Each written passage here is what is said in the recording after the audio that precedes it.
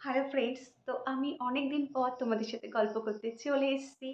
অনেকেই আমার কাছে জিজ্ঞাসা করো যে দিদি ভাই তুমি এত রাত্রে কেন ভিডিও পোস্ট করো, দিনে কেন করো না? তো ফার্স্ট আমি তোমাদের এই প্রশ্নের অ্যান্সারটা দিয়ে দিই। শোনো, অ্যাকচুয়ালি আমি ঘুম থেকে উঠি মোটামুটি 6:45। দেন আমার দৌড় যুদ্ধ শুরু হয়। ফার্স্ট আমার সকালে ব্রেকফাস্ট, দুপুরে লাঞ্চ, পুরো রান্নাটাই আমি কমপ্লিট করি। দেন বাড়ি থেকে বার হই মোটামুটি 9:50, মানে স্নান ব্রেকফাস্ট সেরে কোর্টে পৌঁছাই 10টা 10। দেন আমি যখন কোর্ট থেকে বাড়ি ফিরি তখন মোটামুটি ধরো 6টা 6:30। বাড়ি ফিরে ফ্রেশ হতে হতে 7টাও বেজে যায়, তো একটু রেস্ট করারও ব্যাপার থাকে। এই সমস্ত কারণে আমি মানে অ্যাকচুয়ালি আমার ভিডিও পোস্টের টাইম সিলেক্ট করেছি মানে রাত্রে একটু রেস্ট করে, না হলে হয় না। তো প্রথমেই আমি আমার ফ্যামিলির 16,000 ফ্যামিলি মেম্বার্সকে অনেক অনেক ধন্যবাদ জানাবো। তোমাদের সবাইকে অনেক অনেক ভালোবাসা আমার তরফ থেকে। তো অনেকেই আমাকে জিজ্ঞাসা করেছো দিদি ভাই তোমার বাড়ি কোথায়? তো আমার বাড়ি হলো বসিরহাটে। তোমরা জানিও কে কে বসিরহাট চেনো। অবশ্যই আমাকে কমেন্ট করো। তো তোমাদের কি পুজোর শপিং সবার হয়ে গেছে? আমিও আমার কর্তামশাইয়ের পকেট কেটে কিছু পুজোর শপিং করেছি, তোমাদের সাথে শেয়ার করব। এ কদিন ভাবছি শেয়ার করব কিন্তু দেখো হয়ে উঠছে না। মানে বৃষ্টির মধ্যে কোট করছি এই সমস্ত কারণে। তো আমি একটু না ওয়ান পিস পরতে ভালোবাসি। তো ফার্স্টেই দেখাই এই যে এই ব্ল্যাক ড্রেসটা। তোমরা আমাকে বলো কোন ড্রেসটা আমার গায়ে সব থেকে বেশি ভালো লাগছে। তো এই একটা ড্রেস নিয়েছি, এই দেখো, এই একটা। আর এক এক করে তোমাদের সাথে শেয়ার করছি। দেন আমার নেক্সট ড্রেস, এই যে এটা একটু লং আছে, খুব শর্ট না এটা। এই দেখো এই একটা নিয়েছি, এই যে এই হাতটা এই আছে, লং আছে ড্রেসটা। তো এটা আমার সেকেন্ড ড্রেস, এই যে। কেমন হচ্ছে আমাকে বলো কিন্তু তোমরা। দেন দাঁড়িয়ে দেখালে বোধহয় ভালো হতো, তোমাদের দেখতে সুবিধা হতো। করছি অনেক কষ্টে আমি ক্যামেরাটাকে সেট করেছি। তো এই দেখো আমার দ্বিতীয় ড্রেস, এই যে। পুরোটা দেখতে পাচ্ছ, এই যে এটা আমার দ্বিতীয় ড্রেস। ওকে, দেন পরেরটা এক ব্যাগ শপিং করে নিয়ে এসেছি। এই যে এই একটা আছে, এই দেখো এটার স্টাইল হচ্ছে এই সাইডে হাতাটা এই যে ডিজাইন, আর এই সাইডের হাতটা লম্বা। এই যে এই একটা, যে এটা মোটামুটি লং আছে। তোমার ড্রেস গুলো কেমন হচ্ছে আমাকে প্লিজ বলো।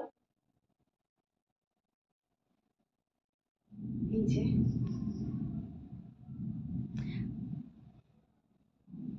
দেন আরেকটা দেখাচ্ছি, আরো একটা নিয়েছি, এই যে এই একটা আছে। এই যে,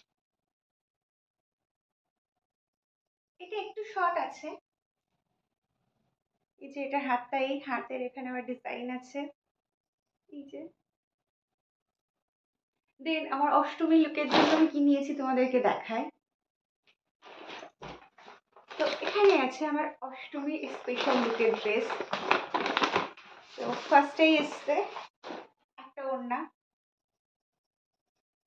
তোমরা নিশ্চয়ই কিছু গেস করছো এটা কি হতে পারে। এই দেখো ওড়নাটা সাইড দিয়ে কাজ করাও আছে। তো কি ভাবছো কি নিয়েছি আমি? তো নেক্সট এটা হচ্ছে ওপরে, ও এটা উল্টানো আছে, দাঁড়াও এটা সোজা করি। সেদিন ট্রায়াল দিচ্ছিলাম তো ওই জন্য উল্টেছিলাম। তো এই যে এই যে এটা ওপরের সেট। ওকে, এবার নেক্সট নিচেরটা দেখাচ্ছি।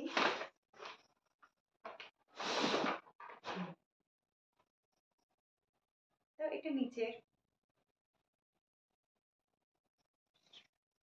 এই যে এটা কাজেই, এটা নিচে।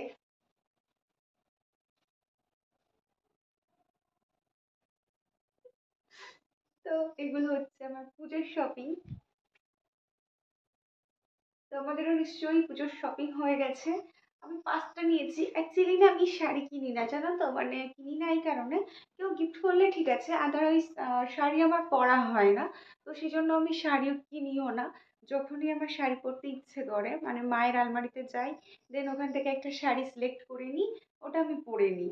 আর পুজোতে আমি শাড়ি নিয়েও নিই। তোমরা হয়তো বলবে, দিদিভাই তুমি অষ্টমীর অঞ্জলি দেবে না শাড়ি পরে? তো আমি কেন অষ্টমীর অঞ্জলি দিই না সেটা আমি তোমাদেরকে একদিন বলবো।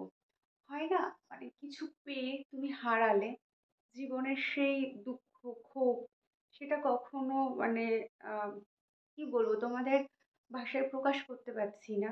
তো আমি অ্যাকচুয়ালি মানে সেই কষ্টে, সেই দুঃখে মায়ের ওপর আমার একটা অভিমান জন্মেছে। মানে হয় না, মা মেয়ের সম্পর্ক, জানি ঈশ্বরের উপরে কখনো অভিমান করতে নেই।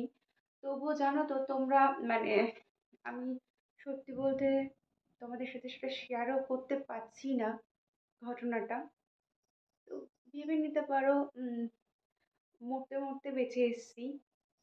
আর জীবনের সব থেকে, নিজের জন্য না, মানে মারা যেতাম সেটাতেও আমার কোনো দুঃখ নেই। মানে মৃত্যুকে আমি কখনো ভয় পাই না। তবে নিজের সব থেকে কাছের, সব থেকে দামি জিনিসটা আমি হারিয়েছি। তো সেই জন্য হয় না, পুজো অষ্টমীর দিন আমি যাই না মণ্ডপে। জানো তো কি হয়, গ্রামের দিকে আহ, পাড়ার মণ্ডপে গেলে, হ্যাঁ, ওই দেখেছিস ওই বাড়ির বউটা এসছে, এত বছর হয়ে গেল, 8 বছর বিয়ে হচ্ছে, বেবি নেই কেন? মানে এই ধরনের কথাগুলো না, মানে সত্যি বলতে আমি নিতে পারি না। মানে নিতে পারি না বলতে, আহ, আমি হারিয়েছি, কষ্টটা আমি জানি, তারা তো বুঝবে না বলো। তো সেই কারণেই অষ্টমী অঞ্জলি আমি দিই না। উম,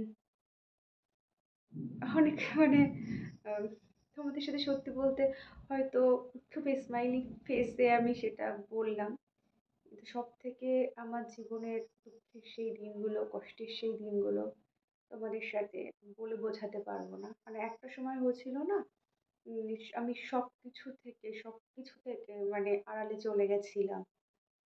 মানে হয়তো আহ, আজ যারা আমাকে এত হাসি খুশি সারাদিন এত ব্যস্ত দেখে, সত্যি বলতে হয়তো হয় না, মানুষ তখনই কাজে ব্যস্ত হয়ে যায় যখন নিজের জীবনের কোনো দুঃখ কষ্ট সে লুকাতে চায়, মানে নিজেকে ব্যস্ত রাখতে চায়। তো আমিও নিজেকে সেইভাবেই ব্যস্ত রাখতে চাই। উম, এই জন্যই মানে তোমাদের মানে কি বলবো, জানো তো, আমি শপিং করতে গেছি আমার কর্তামশাইয়ের সাথে। তবে ফার্স্ট গিয়েই না, মানে বেবি স্টোর গুলো যেগুলো হয় ওখানে গিয়ে ছোট ছোট বাচ্চাদের যে ড্রেস গুলো থাকে, মানে আমি ফার্স্টে গিয়ে ওগুলোই দেখি। মানে ওগুলোই আমি দেখি, হাতে নিয়ে দেখি। হয়তো সে থাকলে উম একদিন 5 বছর হয়ে যেত, আমার কাছে বায়না করতো, উম, মা আমাকে এটা কিনে দাও, ওটা কিনে দাও। তো এই সমস্ত কারণগুলোর জন্যই আমি মানে পূজা মণ্ডপে যাই না, মানে অঞ্জলি দিতে তো যাওয়াই হয় না। প্রথম প্রথম শপিংও করতাম না, মানে সেটাও করতাম না, বার হতাম না, মানে এরকমই। আজকেই তোমাদের সাথে শেয়ার করছি ঘটনাটা। তো মানে মেন কি হয় জানো তো, আমি চুপচাপ চুপচাপ থাকলে, কষ্ট পেলে আমার কর্তামশাইও খুব আপসেট হয়ে যায়। মানে তোমাদের দাদা সেটা নিয়ে বেশি চিন্তা করে। তো আমি সবসময় চাই তার সামনে হাসি খুশি থাকতে, নিজেকে ভালো রাখার জন্য। কারণ যাকে আমি হারিয়েছি তাকে হয়তো কোনোভাবেই ফিরিয়ে আনতে পারবো না, কিন্তু যে আমার লাইফে আছে, মানে চেষ্টা করি তার জন্য ভালো থাকার।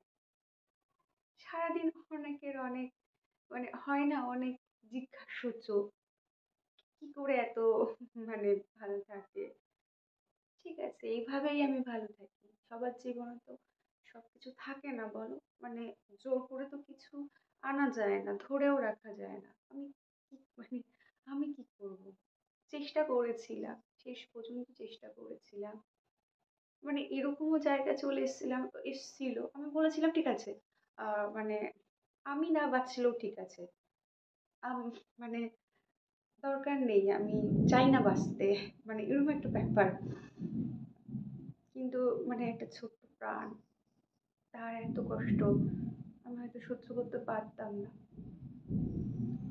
মারা বোধহয় এরকমই হয়।